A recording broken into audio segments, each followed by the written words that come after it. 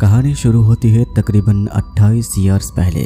उस टाइम पे दुनिया में कोई भी बीमारी नहीं फैली थी जिस तरीके से ज़ॉम्बी में इंसान बदल जाते थे। यानी हमारी आज की कहानी है ज़ॉम्बी को लेके। ये कोई ऐसी वैसी कहानी नहीं, हमें एक ऐसी एंगल के बारे में जानने के मिलेंगे जहाँ पे लोगों को अपनी मौत के ऊपर कितनी इज्जत रखनी चाहिए। इस कहानी के अंदर हम एक ऐसी दुनिया देखेंगे जहाँ पे लोग धीरे धीरे ज़ॉम्बी में बदल रहे हैं। रहने के लिए कोई जगह नहीं जहाँ पे इंसान जी सके। शहर से लेके गाँव तक सब कुछ खाली हो गए और इसी टाइप की एपोकलिप्स की तरह दुनिया में एक छोटे से बच्चे अपनी मॉम को बीमारी से आज़ादी देने के लिए किस तरीके से मुसीबतों के साथ लड़ने लगते हैं।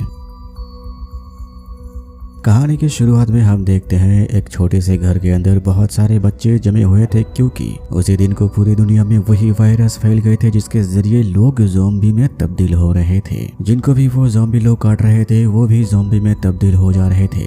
जिमी तुरंत ही अपने घर से निकल के सीधे चर्च के अंदर जाते हैं जहाँ पे उसके पिताजी बैठ के प्रार्थना कर रहे थे। जिमी के पिताजी को पहले से ही हालत के बारे में मालूमात थी और इसीलिए वो तभी अपनी बेटे को अपने गले के अंदर से लॉकेट को खोल के उसके गले में पहना दे के कहते हैं नीचे जाके छुप जाओ। और उसी टाइम में बाकी जो ज़ॉम्बी वहाँ पे आए थे वो सभी लोग चर्च के अंदर आते हैं और नीचे से जिमी देखता है अपने पिताजी को मरते हुए। और इसी तरीके से पूरी दुनिया में ज़ॉम्बी धीरे धीरे फैलने लगते हैं। और इसके बाद ही हमें कहानी दिखाया जाता है 28 साल के बाद, जहाँ पे चारों तरफ समंदर के बीच में एक छोटी सी द्वीप है और उसी आइलैंड में कुछ लोग जमे हुए थे, क्योंकि दुनिया में और कहीं भी रहने के लिए जगह नहीं जहाँ पे ज़ॉम्बी नहीं। काफ़ी साल हो जाते हैं कि उस आइलैंड के लोग कभी भी दुनिया की बाहरी हिस्सों को नहीं देखे थे। और उस आइलैंड की एक छोटे से परिवार जहाँ पे जेमी और उसकी पत्नी की नाम होती है इसला और उन दोनों की बेटे का नाम होता है स्पाइक। उसी छोटी सी आइलैंड में सभी इंसान मिलके जरूरतमंद सभी कामों को करते थे और साथ ही साथ छोटे बच्चे से लेके बड़े बच्चों को ट्रेनिंग दी जाती थी कि किस तरीके से अगर तुम मुसीबत में पड़ जाओ तो ज़ॉम्बियों के साथ मुकाबला किया जाएगा। लेकिन सबसे हैरानी की बात यह कि स्पाइक की माता यानी इसला बहुत ही एक गहरी बीमारी से जूझ रहे थे। दुनिया में कोई भी डॉक्टर नहीं बचे, जो लोग भी बचे थे वो इसी द्वीप में आकर रहने लगते हैं।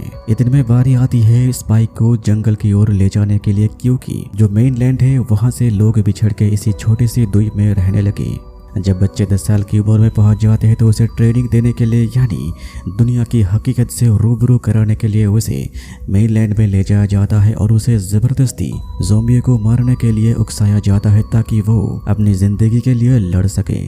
जैसे कि स्पाइक की बारी आ गई थी, उसे भी जाना था उसके पिताजी के साथ। इसके बारे में उसकी मॉम इसला सुनते ही कहती है बिल्कुल नहीं, तुम मेरे बेटे को उस मेनलैंड में नहीं ले जाओगे, क्योंकि इसला पूरी तरीके से बीमारी से जूझ रहे थे और उसकी बदन में काफ़ी ज़्यादा दर्द होती थी। लेकिन आखिर में जैसे कि इस समाज के रिवाज के अनुसार उसे जाना था, इसीलिए स्पाइक कहता है कि मैं स्कूल जा रहा हूँ। फिर इसला शांत होते ही जिमी तभी अपने बेटे स्पाइक को लेके गांव के अंदर से जाने लगते हैं। गांव वाले सभी के पास खबर पहुंच गई थी कि जिमी के बेटे स्पाइक अभी मेनलैंड में जाने वाले हैं। सभी लोग सड़क के ऊपर आ गए थे और वाहवाही करने लगे। फिर जिमी अपनी बेटी को लेके चलते हुए आखिर में गाँव के आखिर में पहुंच जाते हैं जहाँ पे गार्ड सेंटर बनाया गया था, क्योंकि उसके बाद ही शुरू होती है एक छोटी सी पतली सी सड़क जो समंदर की पानी का सीना चीर के निकल गई है, जो मेनलैंड को जोड़ती है इसी द्वीप के साथ। इसके बाद उन दोनों के लिए दरवाजा खोल दिए जाते हैं। उसी छोटी सी सड़क के ऊपर से अपनी बेटी को लेके जिमी पहुंच जाते हैं जंगल के अंदर, क्योंकि ये स्पाइक के लिए ट्रेनिंग के वक्त थी, इसीलिए पहली बार उसे अपनी आंखों के सामने ज़ॉम्बी देखने को मिलते हैं जो रेंग रहे थे, यानी जमीन के ऊपर अपने हाथ और पैरों के बल पे चल रहे थे।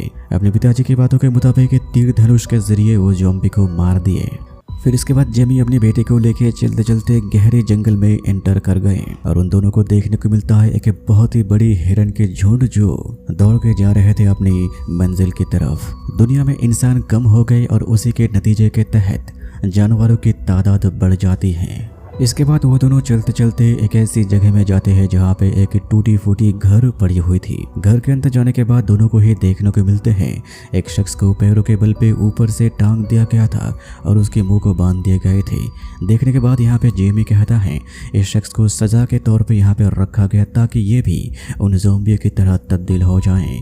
और वो ज़ॉम्बी में बदल भी गए थे, क्योंकि उसे छोड़ नहीं सकते थे, इसीलिए जेमी अपनी बेटे को मारने के लिए कहते हैं। लेकिन स्पाइक कतरा रहे थे, क्योंकि वो एक इंसान को कैसे मार सकता है। लेकिन हमारी कहानी में यही स्पाइक जो नाजुक दिल वाला है वो किस तरीके से एक ऐसी मोड़ पे निकल जाते हैं जहाँ पे कदम कदम पे मुसीबत पनपेगी।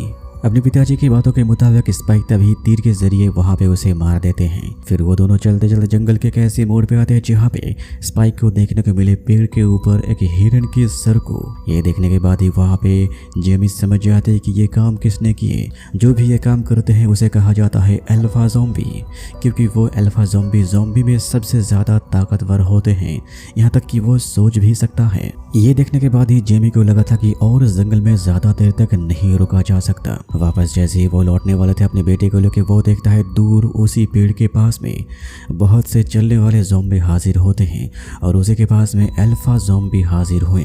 यानी वो दोनों फंस जाते हैं और वो दोनों वहीं से दौड़ के कुछ ज़ॉम्बियों को रास्ते पे मार के आखिर में वही घर के अंदर जाके सबसे ऊपरी मंजिल एटिक में वो दोनों छुप जाते हैं। नीचे ज़ॉम्बी लोग आते हैं लेकिन वो लोग लौट जाते हैं और ऐसे करते हुए रात आ जाती है और रात के दौरान वो दोनों ऊपर से देखता है उसी पेड़ के पास अल्फा ज़ॉम्बी तभी भी खड़ा हुआ था, क्योंकि वो इंतज़ार कर रहे थे इन दोनों के लिए। चांदनी रात थी इसीलिए दूर भी विजिबल थी और उसी टाइम पे स्पाइक को दिखाई देती है दूर एक ऐसी जगह जहाँ पे आग जल रही थी।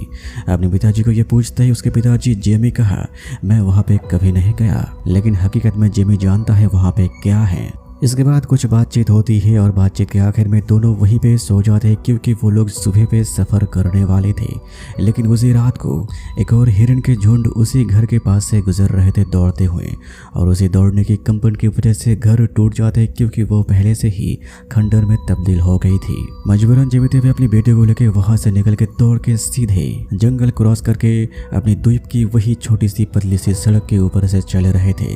इतने में उनके पीछे अल्फा ज़ॉम्बी पहुंच गए थे।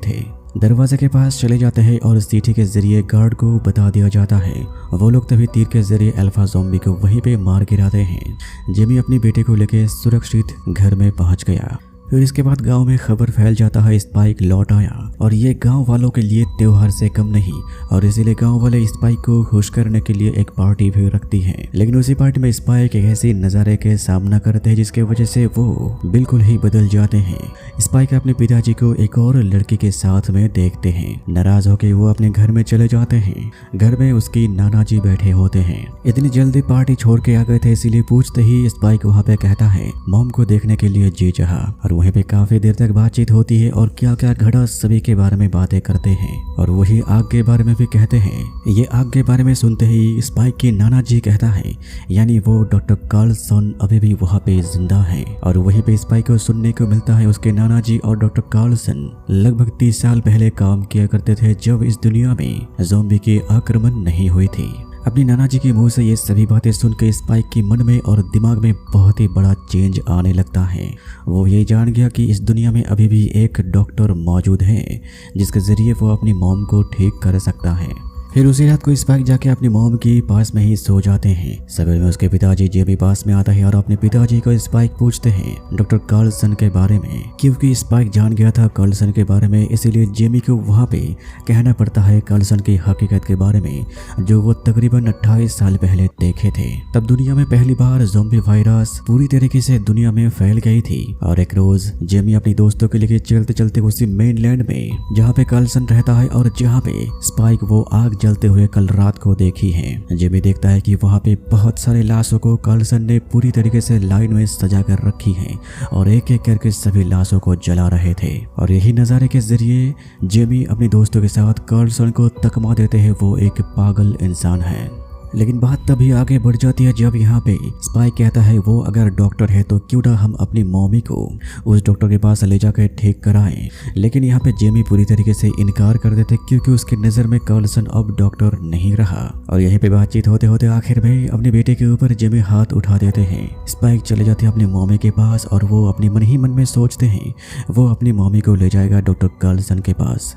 इसके बाद ही वो अपनी मन में प्लान बनाते हैं। गांव के आखिर में गार्ड सेंटर में जाके पास वाले घर में आग लगा के सभी गार्ड को भेज देते हैं, और उसी टाइम पे वो अपनी मॉम को लेके निकल जाते हैं, और धीरे धीरे वो छोटी सी पतली सी सड़क पार करके मेनलैंड में वो लोग चलने लगते हैं। बात यह है कि स्पाइक की मॉम इसला एक ऐसी बीमारी से जूझ रही थी जहाँ पे इसला याददाश्त को याद नहीं रख पा रही थी। चलते हुए वहीं पे याददाश्त वापस आते हुए अपने बेटे को पूछते हैं हम मेनलैंड में क्यों है, हम तो खतरे से चल रहे हैं।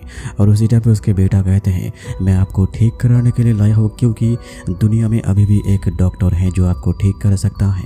सफ़र काफ़ी लंबी थी, इसीलिए वो दोनों चलते चलते एक जगह पे जाकर रुकते हैं जो किसी ज़माने में कैसल हुआ करती थी। रात हो गई थी, दोनों सो गए थे, लेकिन रेंगने वाले ज़ॉम्बी उसके करीब चले आए थे। जैसे उसे खाने वाले होते उसी टाइम पे इस्ला अपने ओवरकोट के जरिए ज़ॉम्बी को पकड़ के उसके सर को दीवार में मार देती है। अजीब बात यह कि सवेरा होते जैसे ही दोनों मरे हुए ज़ॉम्बी को देखते हैं तो किसी को भी कोई याद नहीं। फिर सूरज की किरण के तले वो दोनों चलने लगे डॉक्टर कार्लसन की मंजिल की तरफ। लेकिन इसी टाइम पे दूसरे साइड में इसी मेनलैंड में एक आर्मी संगठन पहुंच गए थे ज़ॉम्बियों को मारने के लिए। लेकिन वहां पे ज़ॉम्बी आर्मियों के ऊपर हमला करके उसे भी मार दे रही थी। और इसी ज़ॉम्बी की तादाद में एक प्रेग्नेंट ज़ॉम्बी को भी दिखाया जाता है। देख के ऐसा लगता था कि वो प्रेग्नेंट ज़ॉम्बी बस अभी अपनी बच्चे को डिलीवर करने वाली है। इतने में स्पाइक अपनी मॉम को लेके चलते हुए एक फूल की खेत के अंदर से वो दोनों चल रहे थे। और उसी टाइम पे उसकी मॉम को दोबारा एक ऐसी ख्यालात आने लगते हैं जहाँ पे उसकी मॉम कहने लगी उसकी नाना के बारे में। और बिल्कुल उसी टाइम पे स्पाइक को दिखाई देते हैं उसकी मॉम के पीछे एक ऐसी पतले से ज़ॉम्बी हाजिर होते हैं जो पूरी तरीके से सूख चुका था।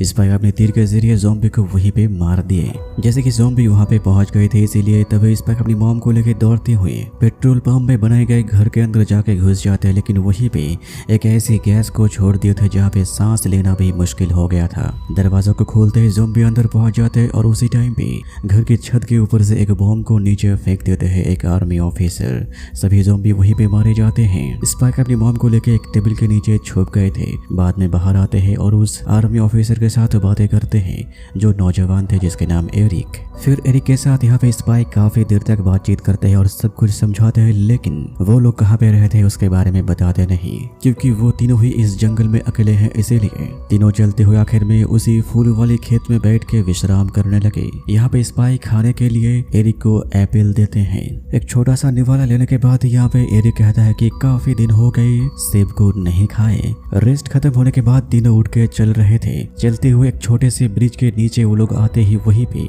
एक खंडर बस था और उसी बस के अंदर से उन तीनों को आवाजें सुनाई देते हैं किसी लड़के की जोर से चीखने की। क्योंकि इस्ला इसी टाइम पे होश में थी, इसीलिए वो तुरंत ही बस के अंदर जाती है। देखती है एक ज़ॉम्बी प्रेग्नेंट औरत अपनी बच्चे को जन्म दे रही थी।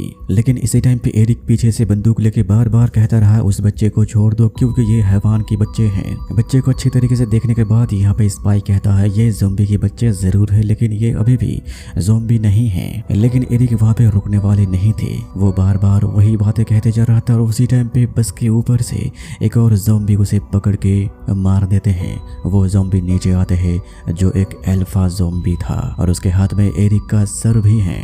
फिर वो अल्फा ज़ॉम्बी जैसे ही उन दोनों को हमला करने वाले थे, वो दोनों तभी बस से निकल के जैसे ही दौड़ने वाले होते हैं वहीं पे एक ऐसी शख्स पहुंच जाते हैं जो अपने शरीर में कुछ रंग को लगाए थे।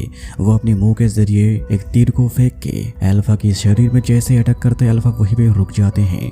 वो शख्स सामने जाके कहता है इसका नाम सैमसन, ये एक अल्फा ज़ॉम्बी है। फिर वो शख्स जाके सैमसन के हाथ से एरिक का सर को ले लेता है और कहता है मुझे देख के डरना मत, क्योंकि मैं मेरे शरीर में आयोडीन लगाया, क्योंकि आयोडीन और वायरस की दुश्मनी है। ये साइंस की बातें सुन के वहाँ पे दोनों ही समझ जाते हैं कि ये वही शख्स है डॉक्टर केल्सन। डॉक्टर केल्सन तभी इन दोनों इंसानों को देख के अपनी अड्डे में ले जाते हैं, जहाँ पे जाकर स्पाइक देखता है डॉक्टर केल्सन इंसान की हड्डी के द्वारा बहुत ही लंबी लंबी पिलर को बनाए हैं। और आखिर में जाके वो दोनों ही देखते हैं ये शख्स डॉक्टर केल्सन इंसान की खोपड़ी के जरिए एक बहुत ही बड़ी चोटी को बनाए हैं। फिर डॉक्टर केल्सन जो एरिक का सर लाया था उसी सर को अपनी मशीन में डाल के उसे जला के समंदर के पानी में धो के सफेद खोपड़ी को स्पाइक के हाथ में देके कहा उसे स्तंभ में जाके लगा दो। स्पाइक खोपड़ी को स्तंभ में लगाने के बाद यहाँ पे वो डॉक्टर कार्लसन को कहता है यहाँ पे आने का मकसद क्या है। तब तक रात हो चुकी थी और उसी टाइम पे डॉक्टर केल्सन इस्ला को लेके बातचीत कर रहे थे और उसके शरीर को निरीक्षण कर रहे थे, असल में उसके साथ क्या बीमारी घटी है। और यहीं पे वो दोनों काफी देर तक बातचीत करते हैं और एक नतीजे पे वो दोनों पहुंच जाते हैं। बाद में जब स्पाइक वहाँ पे आते हैं उसे कहा जाता है कि तुम्हारी मॉम मरने वाली है, ऐसी कोई दवाई नहीं मेरे पास जिसके जरिए तुम्हारी मॉम को ठीक किया जा सके। ये सभी बातें सुनने के बाद स्पाइक यहाँ पे पूरी तरह से टूट जाता है। वो बार बार डॉक्टर कल्सन को कहने लगते हैं कि प्लीज मेरी मॉम को ठीक कर दीजिए। उसकी मॉम की भी आंखों में आंसू आ गई थी। इसला तभी अपनी बेटे को गले लगा के कहती रही कि हम सभी को इस दुनिया छोड़ के जाना होगा और यही है दुनिया में इंसान की एक बहुत ही बड़ी और असली सच्चाई जिससे कोई भी भाग नहीं सकते। फिर इसके बाद डॉक्टर कल्सन और इसला मिलके जो नतीजे पे पहुंचे थे और उसी नतीजे के तहत नई जन्म लेने वाले छोटे से बच्चे को स्पाइक के हाथ में देके उसे बेहोश करके डॉक्टर कल्सन इसला को जंगल में ले जाके मार के उसके शरीर को जला के सफेद खोपड़ी को लाते हैं स्पाइक के सामने। तब तक सवेरा हो रहा था। स्पाइक अपनी मॉम की खोपड़ी को लेके उसी स्तंभ के ऊपर चढ़ के आखिर में सबसे ऊंचाई में रख देते हैं। स्पाइक की आंखों में आंसू लगातार गिर रहे थे क्योंकि वो तो अपनी जिंदगी में इतनी बड़ी मुसीबतों से मुकाबला करके अपनी मॉम को लाई थी बीमारी से आज़ाद करने के लिए। लेकिन इसके बाद ही वहाँ पे सैमसन चला आता है और उन दोनों को जैसे ही मारने वाले होते हैं और तभी डॉक्टर किल्सन स्पाइक और छोटे से बच्चे को लेकर जमीन के अंदर बनाए गए लोहे के जरिए पिंजरे के अंदर घुस जाते हैं। फिर नीचे से ही सैमसन को दोबारा बेहोश किया जाता है और ये घटना घटते ही डॉक्टर किल्सन समझ जाते हैं कि यहाँ पे स्पाइक और नई जन्म लेने वाले बच्चे को रखना कितनी बड़ी मुसीबत हो सकती है। फिर डॉक्टर किल्सन एक छोटी सी बास्केट में नए जन्म लेने वाले बच्चे को रख के वो बास्केट को स्पाइक के हाथ में देके कहता है तुम चले जाओ तुम्हारी गांव में।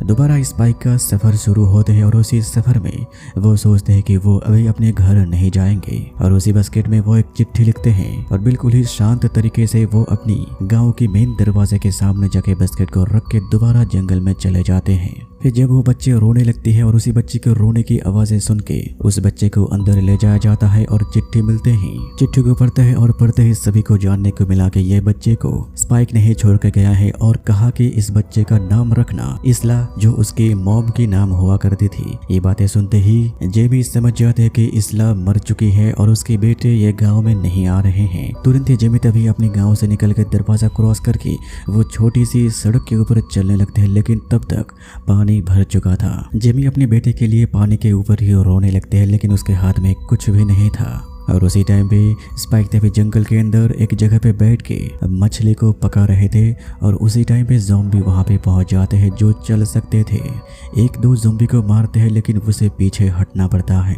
भागते भागते एक ऐसी जगह में पहुँच जाते हैं जहाँ पे एक और टीम के साथ मुलाकात होते हैं, जिस टीम का लीडर होता है जिमी नाम का वो शख्स जिसकी कहानी मैं आपको कहानी की शुरुआत में बताया था। और वहीं पे जिमी स्पाइक को ज़ॉम्बियों को मारते हुए देख लेता है।